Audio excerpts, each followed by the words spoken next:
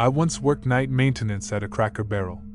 Pretty much, they locked me and a colleague inside for the night, and our schedule consisted of the general janitorial duties. One night I had to work solo. Coworker came down with the flu, and although I was frustrated at the thought of taking care of all of the responsibilities by myself, this was my first official job as an independent adult. I was 19 at the time, and I wanted to make a good impression. So I told my manager I will do my best, and he was very understanding. I went on to do the work. First thing I always start on is the bathrooms and the storefront. Now, I would like to clarify that the Cracker Barrel was part of a big shopping district that consisted of various restaurants and overpriced clothing stores. However, the Cracker Barrel was isolated from the other locations up on its own hill, surrounded by nothing but forestry and darkness. It had windows on all the walls in the dining hall and you could see out, but the most I saw was the occasional deer or raccoon, until this night. So once I was done with the storefront, I went back to the janitor station to replace the cleaning products. Once I was done, I pushed the mop bucket out of the kitchen and into the dining hall when I saw a man standing out in the parking lot. It was hard to get any good details off of him since it was dark, but he was staring directly at me. I was a little nervous, but we had cameras all over the place and the security system was engaged, so I didn't feel completely vulnerable. I looked at him and yelled, "We are closed," but he didn't budge. I continued to move my mop bucket in place and start flipping the chairs onto the tables, giving them a dusting. I looked back up towards the parking lot and he was gone. Now, I did sigh in relief, but it also made me nervous as I didn't know if he was still watching me, but I continued my work. After I finally got done mopping the dining hall, I went back to the station to change the cleaning supplies again and clean the employee lounge and bathrooms. After this, I decided to have my lunch. Now usually I just have my lunch in the dining hall since the floors are dried up. But as you can imagine, I wasn't comfortable doing this, so I just set up a chair in the dishwashing room and enjoyed my meal. After I was done eating, I decided to read a book, since this was right before I had a smartphone and was stuck with one of those Obama phones. Once it was time to get back to work, I headed back to the station to get my supplies when I started to hear some rattling noise from outside. I walked into the dining hall and towards the windows while being cautious, trying to see what was going on. I saw that the chain we used to keep the porch chairs in place was rattling, but there was no heavy wind going on that night, so I leaned forward peeking around to see what it was. Unfortunately, I was unable to see anything. I chalked it off as a raccoon trying to find either food or shelter and decided to put the chairs back down. About halfway through the dining hall I placed the chairs down, and when I straightened back up the man was standing right outside on the other side of the window. It was obvious from first sight that he was a homeless man or a hermit from the woods. He was slightly taller than me but skinny as a skeleton, with tangled up long gray hair and a bushy beard that had an assortment of stains and dirt. His eyes were sucked in, and he had scars all across his face. His clothes were covered in dirt and gunk-looking mold and deteriorating. Once I looked him in the eyes, he smiled a crooked smile with dead, rotting teeth. He looked me up and down as if he was sizing me up.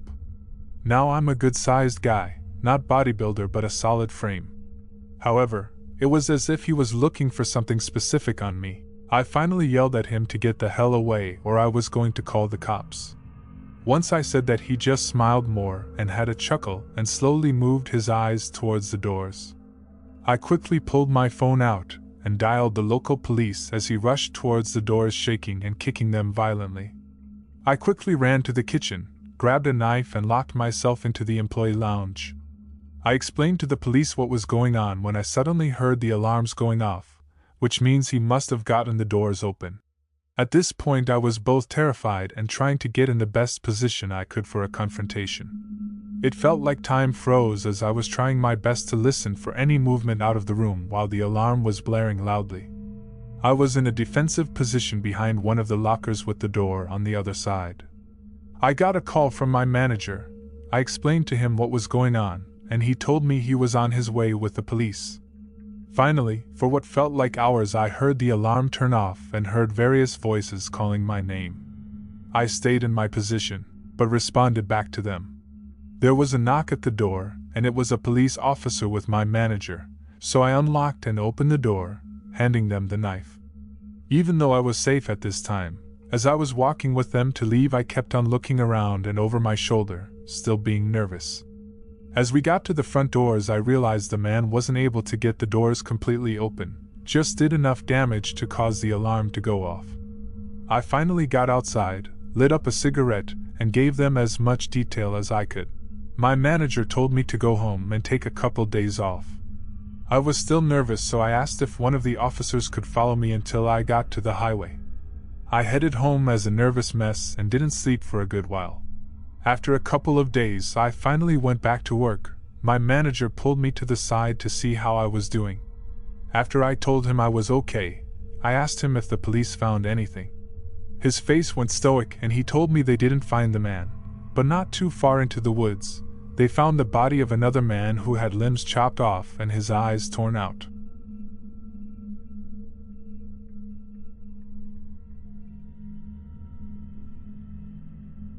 I work the night shifts at a grocery store in the production department. The store closes at 10 p.m., but my shifts end at 11, so I have time to clean and prepare the department for the morning crew. I had just come back from a 2-week holiday, and I was talking to a couple of the young girls who work on the front-end registers, and they told me that twice last week there was a man in the parking lot waiting for them to finish their shifts to harass them. The first time he asked them if they had any plans for the night, but they didn't respond, so he left. The second time he grabbed one of their arms when they tried to avoid him. They broke away and ran back into the store, and the police were called, but by the time they had arrived he was long gone. Since I was now back at work, I told the girls I would walk them to their cars when their shifts are over. The shop closes at 10 p.m. and they finish at 10:30 p.m. So around 10:15 I decided to go for a walk around the parking lot and have a look around. There was no one there. The next 2 nights were the same.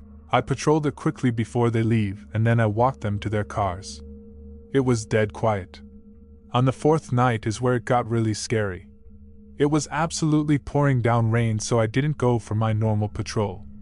There was only one girl finishing late this day, so when she finished work she ended up giving me her keys, and I was going to drive her car to the front of the store so she could get straight in and leave. I ran to her car in the rain, and as I was about to get in, I saw the driver's side rear tire was completely deflated, probably punctured with a blade. I then peeked around the other side of the car and noticed the man they were talking about, crouching behind the car. It scared the absolute hell out of me. He didn't jump up or go to attack me or anything, but just seeing him there, in the dead of night when it's pouring rain, is an image that's hard to get out of my head. I wanted to subdue him or try to apprehend him, but I was worried he might have a knife on him, so I just started yelling and acting crazy, and he ran off soon after that. I called the police and they came and took a statement from me. The girl was shaken up about her car and what I told her just happened, but she ended up waiting for me to finish work, then I walked her home. She left her car at work overnight until it was the next day, where it was sunny and wasn't raining, so the tire could be changed. I had come into work during the day to talk with the store manager about what happened and asked if we could go over security camera footage, as I can't access it myself. After we watched what happened last night, we ended up going through the 3 nights before that, and I felt my stomach drop after what we saw. Turns out the same guy was there all 3 nights before when I thought nothing had happened. He was lingering around the parking lot at 10 p.m. after close, and at 10:15 when I would go out for a quick patrol he hid in these bushes and shrubbery that was located all around the parking lot. After the girls got in their cars and went home, he would wait another couple of minutes, and when I was back inside he would just leave. Even though I don't work at the store anymore, whoever is managing and closing the store now always has to walk the staff to their cars. It's mandatory.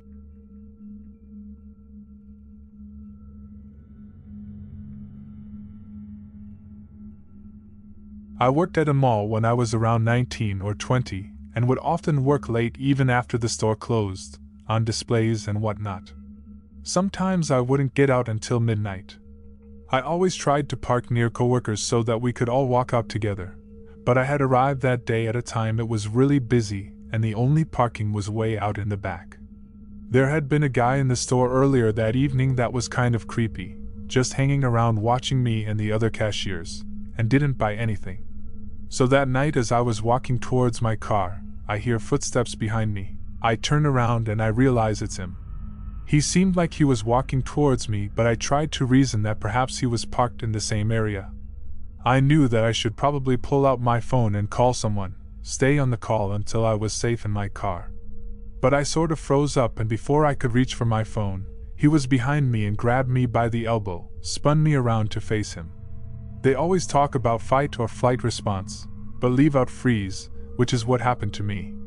I just felt like a deer in headlights. It all happened so fast but felt slow at the same time. It's true what they say about how it feels like time slows down. He didn't say anything at first, but he was close enough that I could smell his clothes reeked of stale cigarette smoke, and his eyes were bloodshot. And he was kind of dead eyes. I honestly felt like I was going to throw up.